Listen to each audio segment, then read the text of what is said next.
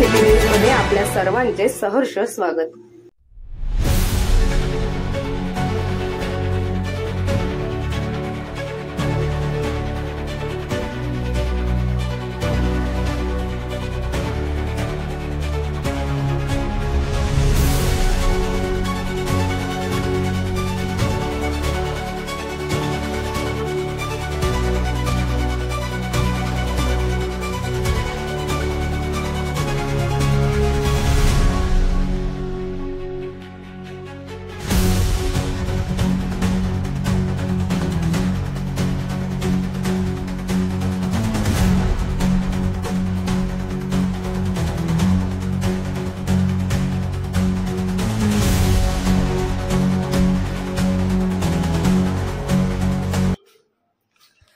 ऐरोलीतील लोककल्याण सामाजिक प्रतिष्ठानचे संस्थापक अध्यक्ष कैलास सुदाम काटे यांच्या वतीने रविवार दिनांक 3 ऑगस्ट रोजी सेक्टर 5 येथील संत सावता माळी भवन येथे नागरिकांसाठी इमारत पुनर्विकास संदर्भात व गृहनिर्माण सोसायटी संदर्भात तज्ञ विश्लेषकांच्या माध्यमातून एकटे नवी मुंबईत अनेक इमारती पुनर्वसन प्रक्रियेकरिता तयार आहेत, परंतु त्यांना योग्य सल्ला, मार्गदर्शन अथवा विकासक मिळत नसल्याने अनेक प्रोजेक्ट अडकून आहेत।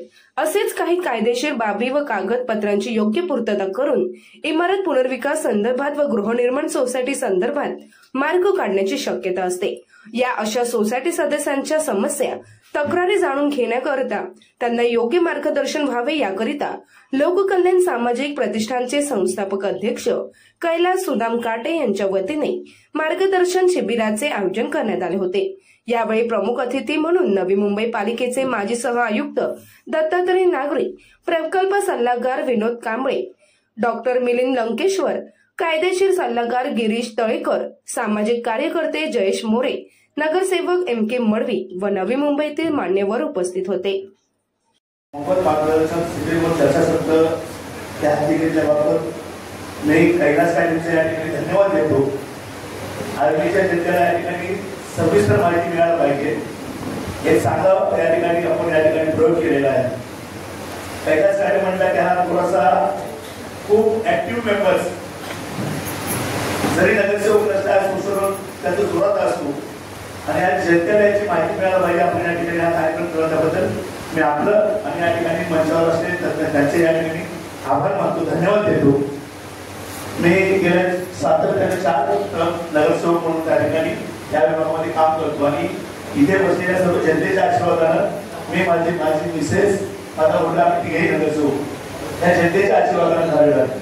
त्यामुळे जनतेला काय हवं आहे, जनतेचं कुठे नुकसान होत नाही त्याकरता आणि त्यावरून मी पंचवटी सोसायटी प्लॉट 4450 किलोमीटरचा प्लॉट आहे ते आम्ही रेडी डेव्हलप करून त्या ठिकाणी सांगतो।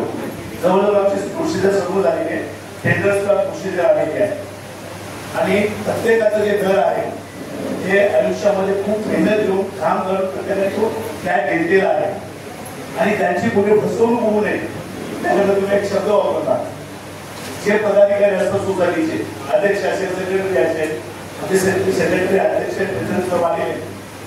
तर कधी कधी जे पदाधिकारी असतात ही सोसायटी माझी मालकीची आहे असं समजून सदस्यांना त्या ठिकाणी वीज द्यायला करून त्या सदस्यांचं नुकसान जास्त करायचा प्रयत्न करतात। हाताच्या बोटावर असेल पण बरेचसे असे सोसायटीचे लोक आहेत की माझ्या प्रत्येक नागरिकाला चांगल्या प्रकारे कसं मिळेल याच्यासाठी प्रयत्न केले जात आहे आणि ते प्रयत्न करत असताना ह्या माध्यमातून आपल्याला मी थोडेसे 5 मिनिटं जास्त घेईल, 5 ते 3 ते 4 मिनिटं। ज्या वेळेस या नवी मुंबईमध्ये रिडेव्हलपमेंट व्हायला पाहिजे, ज्यावेळी बिल्डिंगची परिस्थिती होती, बरेचसे बिल्डिंग स्लॅब बनायचे, त्यावेळेस सर्वात अगोदर नवी मुंबई महानगरपालिकेमध्ये रिडेव्हलप व्हायला पाहिजे आणि रिडेव्हलप होण्यासाठी डीपी प्लॅन व्हायला पाहिजे म्हणून त्या ठिकाणी ज्या सभा झाल्या कंटिन्यू एका महिन्यामध्ये जवळजवळ नागरिकांच्या त्या ठिकाणी आमचे साहेब बोलत आहेत जवळजवळ 12 महासभा झाल्या आणि जवळजवळ एक महासभा 12 तास त्या ठिकाणी महासभा चालायच्या जेणेकरून नवी मुंबईच्या जनतेचं कोणाचंही नुकसान होऊ नये, कोणताही बेदर फसवणूक करून जाऊ नये अशा याच्यावर तो प्रस्ताव तयार केला आणि तो प्रस्ताव तयार केल्यानंतर शासनाला पाठवला गेला आणि शासनाला पाठवल्यानंतर मग त्याच्यातला हा मार्ग निघाला आणि मार्ग निघाल्याच्या नंतर त्या ठिकाणी रिडेव्हलपला या ठिकाणी सुरू झालेली आहे. आणि सुरू होत असताना तसं आपण या ठिकाणी मार्गदर्शन केले की प्रत्येक सोसायटीला एवढं लक्षात ठेवायचं आहे की आपला प्लॉट, आपली सोसायटी किती मीटर रोडवर आहे त्याच्यावर आपला FSI डिपेंड आहे, हे एक लक्षात घ्यायचं आहे. आता गौरव साहेब, तुम्ही खूप नशीबवान आहात, तुमची सोसायटी 35 मीटर बाहेर रोडला आहे, त्याच्यामुळे तुम्ही चिंता करू नका.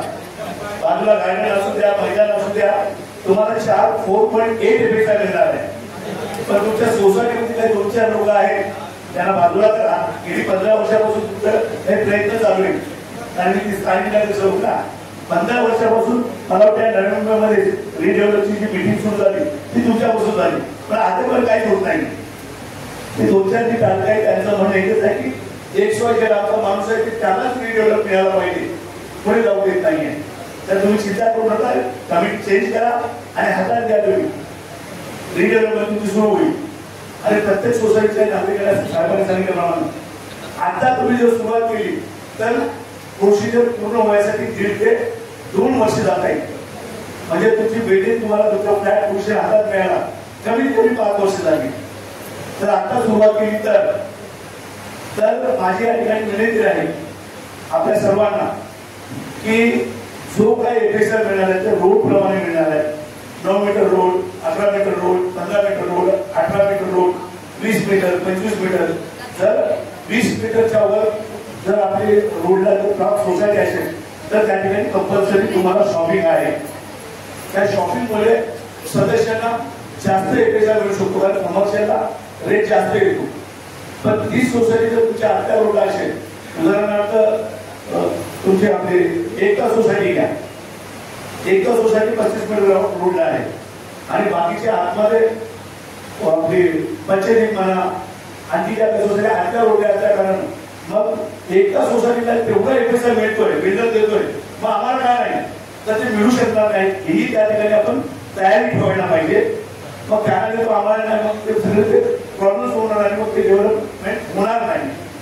मी सर्वांना या ठिकाणी सांगू इच्छितो की हे सगळं करताना इन्व्हायरमेंटचं आपल्याला परमिशन लागतो, ते दिल्लीपर्यंत जावं लागतं.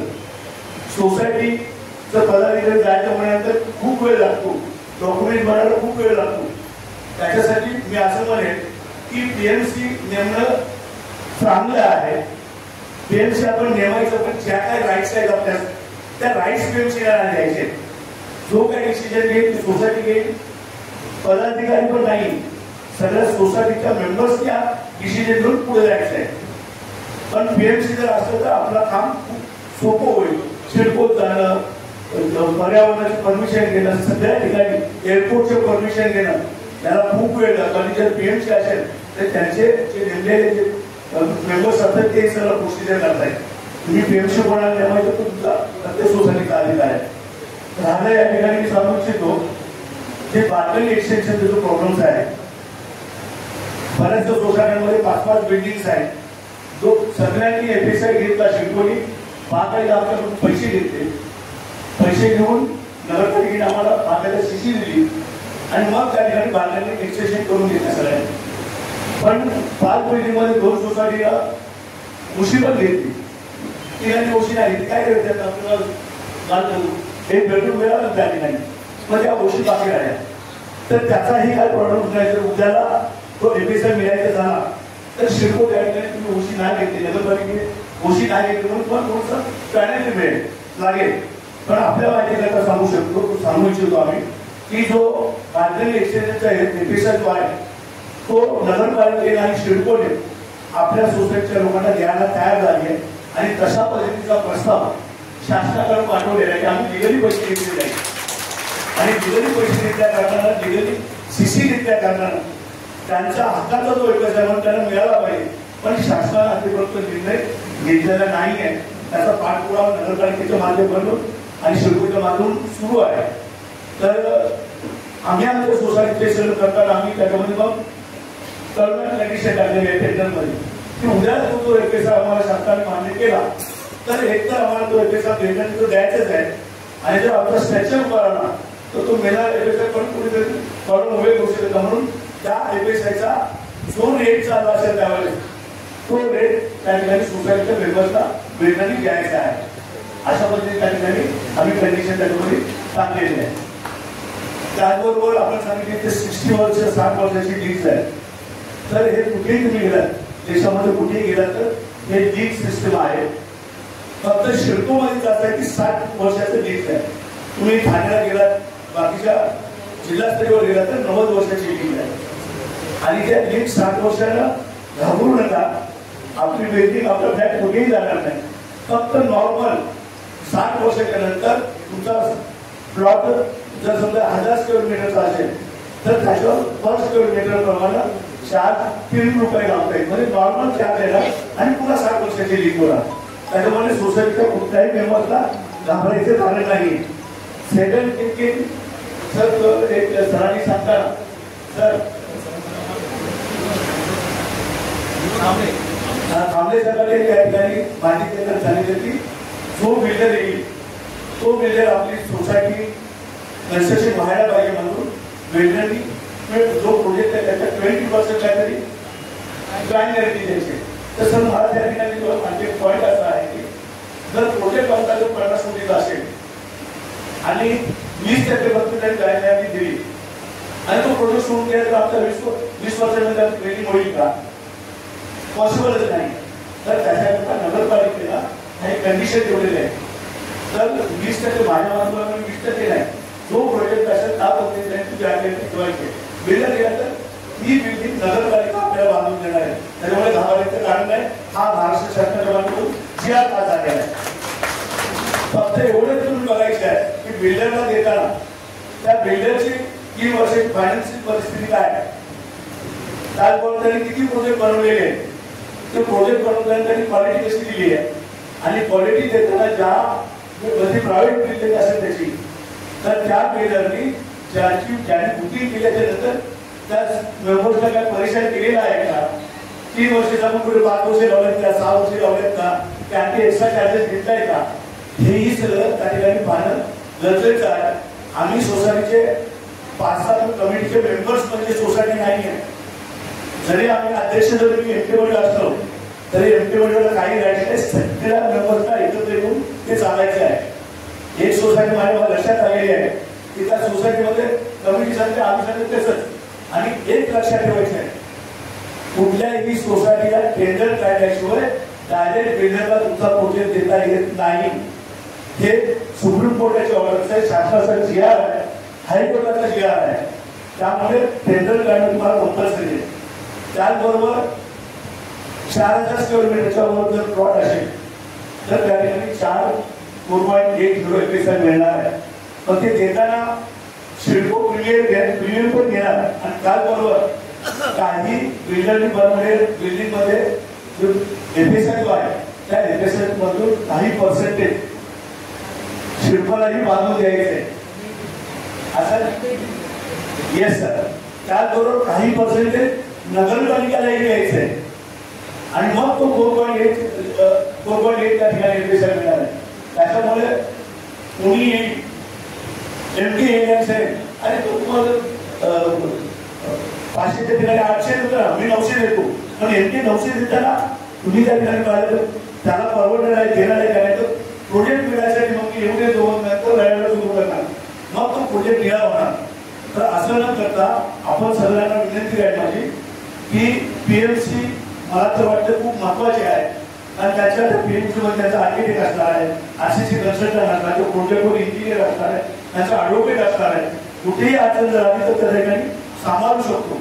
आणि सांभाळताना ज्यावेळी आपली प्रॉपर्टी 100% सेफ ठेवायची आहे तर त्या ठिकाणी 2-3 आता सर मला आणखी प्रश्न विचारायचे त्याच्यानंतर तर त्या ठिकाणी माझे PMC नाही माझे कन्सल्टंट मी कन्सल्टंट नाही आहे. पण लोकांना आपल्या सोसायटीच्या प्रत्येक मेंबरला जर सेफ ठेवायचं असेल तर ते PMC जे करेल ते आपण तुम्हाला नाही करू शकणार. फक्त एवढंच की PMCला काही राईट्स द्यायचे नाही. PMCला सांगायचं की आम्हाला विचारल्याशिवाय तुम्ही काय आम्ही ज्यावेळी तुम्हाला अथॉरिटी देऊ तर तुम्ही पुढे जायचं आहे. तर आपल्या कुठल्याही मेंबरची कुठल्याही सोसायटीची फसवणूक होणार नाही. आणि जो कोणी फसवणूक करेल पदाधिकारी उद्याला नेमके बनवी तर उद्याला मेंबरचं जर लॉस करत असेल तर एमटीला थोडेफार काहीतरी मिळेल. पण एमपीची मुलं मला आयुष्यात सुखाने खाणार नाही. हे प्रत्येकाने पदाधिकारी लक्षात ठेवून सोसायटीचा फायदा कसा होईल हे त्या ठिकाणी बघून पुढे चालायचं आहे. तर रिडेव्हलपमेंट करताना भविष्यामध्ये त्याचा त्या सोसायटीच्या कशा पद्धतीने एकच होतो. जसं मगाशी म्हटला की 2 सोसायटी एकत्र होऊ शकतात, पण एक सोसायटीला जागाच नाही कुठल्याच बाजूला. उद्या भविष्यात जर रस्ता असेल किंवा गार्डन असेल तर त्याची परिस्थिती काय असू शकते. जेवढा प्लॉट एरिया आमचा असेल, जेवढं पोटेन्शियल मिळेल तेवढा एफिशियन्स तुम्हाला युटिलाइज होईल. याच्यामध्ये आज आपण प्रेझेंटेटिव्ह जरी पीएचसीने काढून दिला, जरी आर्किटेक्टने काढून दिला, जरी बिल्डरने काढून दिला, तर आपल्याला कॅल्क्युलेशन करायचं. मी सिंपल भाषेमध्ये जर बोललो की सोसायटीच्या सगळ्या सभासदांचं म्हणणं असं असतं की आम्हाला लई पाहिजे, लई पाहिजे, लई पाहिजे. पण त्या लईची आशा आणि जीवाची दशा नाही झाली पाहिजे. त्याच्यामुळे बसेल का आपल्या जर समजा आजूबाजूला काही अडचणी असू शकतात. गार्डनला आपल्याला कधी कव्हर करता येणार नाही कारण ते महानगरपालिकेच्या टाउन लाईनमध्ये प्लॅन केलेला आहे. त्याच्यामुळे आपल्या जेवढा म्हणजे माझी जर 32ची असेल तर मला 32च पाहिजे आहे, 34ची घालू शकत नाही. किंवा 9 वाली जर असेल तर 6 वाली घालू शकत तर 6 वाली असेल तर 9 वाली घालू. हा फरक. धन्यवाद. रिडेव्हलपमेंटला कधी त्या एरियाचा वाईड एरियाचा बेनिफिट मिळणार नाही कारण तो लिगलाइज होऊ शकत नाही.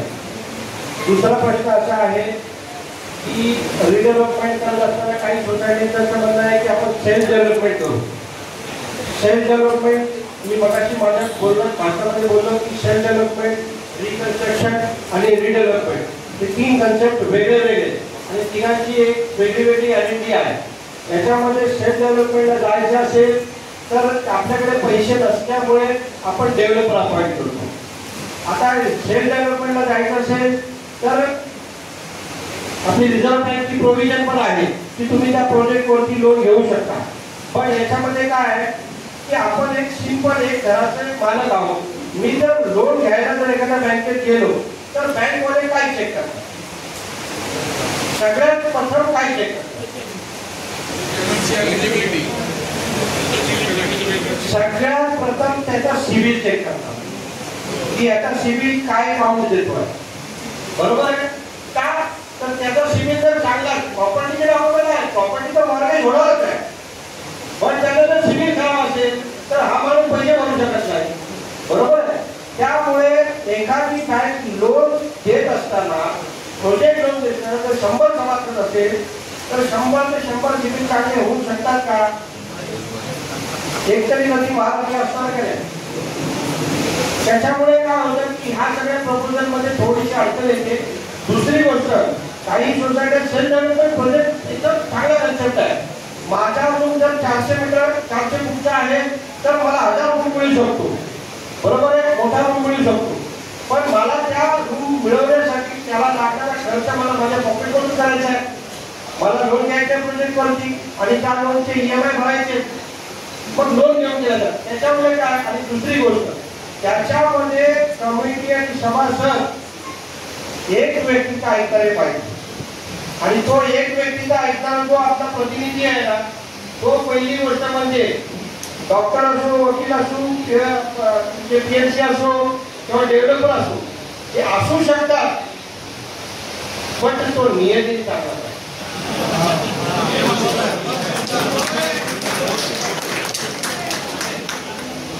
कारण त्याची नियत चांगली पाहिजे की मी जे काम घेतोय त्या कामाला हात लावला ते काम मला कम्प्लीट करून द्यायला. जर ते नसेल तर मग तुमची आपली जहाज कुठे कुठल्या किनाऱ्याला लागेल हे सांगू शकत. धन्यवाद. प्रथमतः इथे जे आयोजक आहेत सामाजिक लोककल्याण आणि कैलासजी काटे यांनी हा कार्यक्रम इथे राबवला त्यांचं मनपूर्वक आभार. इथे हा जो काही शिबिर राबवला गेला होता रिडेव्हलपमेंट पुनर्विकासासंदर्भात, पुनर्विकास म्हणजेच नक्की काय असतो हे अद्याप लोकांना तेवढी माहिती नाहीये जेवढी माहिती पाहिजे. कारण आता पाहता जे काही नवीन आपण बघतो न्यूज की बाबा 8 वर्ष लोक घराबाहेर आहेत पण रिडेव्हलपमेंट झालेलीच नाही, त्यांना 2 वर्ष झालं भाडं मिळालं नाहीये, अशा काही समस्या. त्यामुळे लोक घाबरलेली आहेत की आपण आता हे रिडेव्हलपमेंट करायचं का नाही करायचं. पण हे सक्षमरित्या कसं करू शकतो याची चांगली आज जे आयोजन केलं होतं त्यांच्या मार्फत लोकांना 90% एकदम चांगली माहिती मिळाली असं मला वाटतं। आणि येणाऱ्या दिवसांमध्ये इथे चांगला आणि सक्षम आणि चांगला एकदम सेफ पुनर्विकास होऊ शकेल एवढं मी तुम्हाला आश्वासन देऊ शकतो। रिडेव्हलपमेंट जे कन्सेप्ट आहे हा सगळ्यांसाठी नवीन आहे। नवीन 2020 मध्ये ते UDCPR आले रूल्स अँड रेग्युलेशन, त्यानुसार डेव्हलपर्सला पण नवीन आहे, PMC ला पण नवीन आहे आणि नागरिकांना पण नवीन आहे। याच्यामध्ये नागरिकांना मी एवढंच सांगू इच्छितो की जेवढं जास्त अवेअरनेस तुम्हाला कोण देत असेल आणि अवेअरनेस मिळत असेल, आणि आज काटे साहेबांनी जो प्रोग्राम इथे अरेंज केला त्या पद्धतीचे प्रोग्राम जर अरेंज होत असतील आणि सगळ्या सभासदांचं जर ते समाधान होत असेल तर मी नक्कीच अशा अवेअरनेसला प्रोग्राम मध्ये जातो आणि माझी कुठलेही चार्जेस नाही, फ्री ऑफ कॉस्ट मी त्यांना अवेअरनेस देतो, जेणेकरून घर ही महत्वाचं आयुष्यभराची पुंजी जमा केलेली असते आणि त्या पुंजीचं घर आपल्याला वाढीव मिळावं ही सगळ्यांची अपेक्षा असते आणि त्याच्यात कुठल्याही पद्धतीची फसवणूक होऊ नये ही माझी नेहमी इच्छा असते। बघा, ऍडव्होकेट जो आहे की त्याच्यामध्ये त्यांची जे सर्व्हिस अग्रीमेंट आहे, डेव्हलपमेंट अग्रीमेंट आहे, PAAA आहे, हे सगळे अग्रीमेंट पाहतो। त्याच्या व्यतिरिक्त जाऊन तो ऍक्सेसिबल असला पाहिजे, जेणेकरून त्या साईडवरती पण त्याने तिथे व्हिजिट केली पाहिजे। तो जास्त आम्ही त्याच्याबद्दल आमची टीम जी आहे ती आम्ही ते जास्त रिफर करतो। लोकांनी एक तर गाईडलाईन दिलेल्या 70 फॉलो करायला, कमिटी पण पारदर्शकता ठेवावी। कमिटी आपल्या लोकांना जे काही कम्युनिकेशन होत आहे डेव्हलपर बरोबर, PMC बरोबर, ते सगळं लोकांना कन्वे करावं, कुठे हाईड करू नये, जेणेकरून सगळे लोक तयार होतील। आपली बिल्डिंग कुठून बनवू नये असं शक्यतो कोणाला वाटत नाही। एक्स्ट्रा एरिया जास्त मिळेल, सगळं मिळेल। तुम्ही ट्रान्सपरन्सी ठेवली तर ही प्रोसेस पटापट होईल, अदरवाईज कॉम्प्लिकेशन होतं। 70 जी गाईडलाईन जर फॉलो केली त्याचा पर्पज असं आहे की तुमचा येणारा डेव्हलपर हा फिल्टर होईल। चांगलं PMC अपॉइंट केला, चांगला ऍडव्होकेट अपॉइंट केला तर तुमची ही प्रोसेस फार स्मूथली होईल। जो माणूस तुमचं काम करतो त्याच्यावर विश्वास ठेवा आणि काम करा। सेल्फ डेव्हलपमेंट करता येतो। सेल्फ डेव्हलपमेंट फक्त कसं होतं जिथे जास्त मेंबर आहे जास्त डोके लागतात। 10, 12, 15 लोकांची सोसायटी त्यांना होऊ शकतं कारण ते सगळे एकत्र असतात। जिथे 15च्या वर मेंबर जातात ना तिथे सोसायटी सेल्फ डेव्हलपमेंटला फार इश्यू होतं, कारण गावावर पैशाचा असतो आणि करोडो रुपयाचा असतो। तिथे मेंटेनन्स जमा होतो 1000-2000, तिथे जे तुमच्या इमानदारीचा प्रश्न असतो तिथे करोडो रुपयामध्ये अजून इश्यू होतो। त्यामुळे झालेल्या सोसायटी आहेत, पार्ला-वार्लामध्ये झाल्या सोसायटी तुमच्याकडे येतात 12, 15, 18 लोकांची सोसायटी करता येते। मोठ्या सोसायटीमध्ये शक्यतो जाऊ नये अनलेस अनटिल तुमची कमिटी एकदम स्ट्रॉंग आहे, सगळ्यांचा विश्वास आहे त्यांच्यावर, तरच तुम्ही जाऊ नये। साहेब, सर्वप्रथम आम्हाला एक असा विशेष आनंद होतोय की मी ऐरोलीमध्ये लहानाचा मोठं झालोय। ह्या ज्या बिल्डिंग आहेत ना ह्या आमच्या समोर बांधलेल्या आहेत आणि आमच्या समोर त्या मोठ्या झालेल्या आहेत आणि आजपर्यंत आमच्या ऐरोली विभागामध्ये त्या पुनर्विकासा संदर्भात मार्गदर्शन म्हणा किंवा चर्चासत्र म्हणा असा काही कार्यक्रम झाला नाही। तर त्याच अनुषंगाने आमच्या लोककल्याण सामाजिक प्रतिष्ठानचे जे पदाधिकारी आहेत सगळ्यांनी सूचना दिली होती, एक निवेदन होतं की बा अशा प्रकारच्या शिबिर आपल्याकडे झालं पाहिजे जेणेकरून ज्या लोकांच्या होणाऱ्या फसवणूक आहेत ते होणार नाहीत। आणि तोच अनुषंगाने आम्ही आमचे जे ज्येष्ठ श्रेष्ठ आहेत, मोरे सर असतील, आमचे सकपाळे साहेब असतील, त्याच्यानंतर आमची जी एंटायर टीम आहे त्या सगळ्यांनी आम्ही एकत्र येऊन हा विचार केला आणि लोकांसाठी आणि लोकांपर्यंत पोहोचण्यासाठीच आमचं हे जे लोककल्याण प्रतिष्ठान आहे आणि त्या अनुषंगाने आम्ही हा एक छोटासा प्रयत्न केलाय। परंतु आज मला सांगायला आनंद वाटेल की आमच्या छोट्याशा प्रयत्नाला लोकांनी भरपूर असा सपोर्ट केलेला आहे, सहकार्य केलंय आणि हे तर आमचं एक पहिलं पर्व आहे। ह्याच्यानंतर पण आम्ही एक दुसरं पर्व घेणार आहोत, त्याच्यामध्ये ह्याच्या पुढील ज्या काही चर्चा असतील किंवा ह्याच्या पुढे जाऊन सहकारी संस्थांना कशी मदत करता येईल या पुढच्या टप्प्यांमध्ये हे आमचं पुढचं धोरण असेल। बरोबरच आहे। याचा आणखीन एक प्रयोग आम्ही आमच्या वॉर्डामध्ये केलेला आहे। आम्ही एक स्थानिक वॉर्डामध्ये एक ग्रुप बनवलाय, लाईट, पाणी आणि नागरी समस्या, आणि त्या ग्रुपमध्ये जवळपास 900 पेक्षा जास्त फॅमिली आहेत आणि त्यामध्ये आम्ही काटक्षपणे एक नेम पाळलाय की त्याच्यामध्ये कुठल्याही प्रकारचे नॉनसेन्स व्हायरल मेसेज नाही पाहिजेत, जसं गुड मॉर्निंग, गुड नाईट वगैरे नाही, फक्त समस्या आणि समस्यांचं निवारण।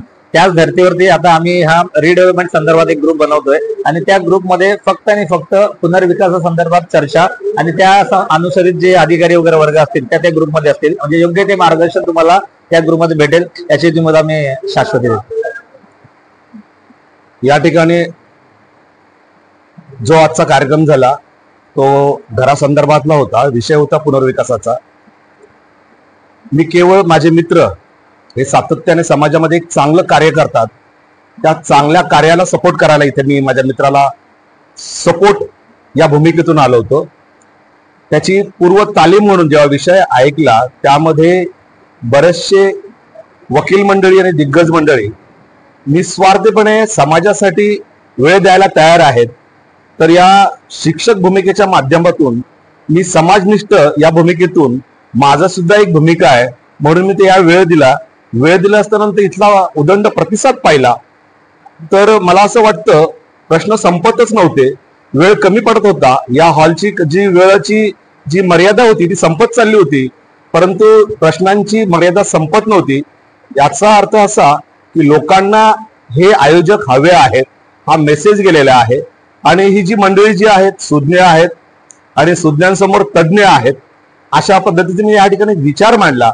मला वाटतं निश्चितच या ऐरोलीकरांना, नवी मुंबईकरांना फसगत होणार नाहीये. हे निश्चितच शिक्षकाच्या भूमिकेतून मला लोक फसणार नाहीये. तर यासाठी आम्ही नेहमी काटे साहेबांबरोबर, त्यांच्या लोक कल्याण संस्थेबरोबर चांगल्या कार्यासाठी नेहमीच सपोर्टिव्ह राहू. धन्यवाद. जबाबदारी वाढली आहे, खांदे मजबूत करावे लागतील. खांदे इतके मजबूत करावे लागतील म्हणून मी आयोजकांना विचारलं आणि जे वकील मंडळी त्यांना सुद्धा विचारलं, मी तुम्ही वेळ देणार आहेत का, त्यांच्या समोर विचारलं. तर निश्चित तेही वेळ देतील आणि तेही वेळ देतील. कार्यक्रम हा खऱ्या अर्थानं लोकांच्या घराच्या सुखाचा प्रश्नाचा ही लोकच त्यांच्या पदरी पाडून घेणार आहे. निश्चित कार्यक्रम हा पुढे चांगलाच होणार आहे. अजून धन्यवाद.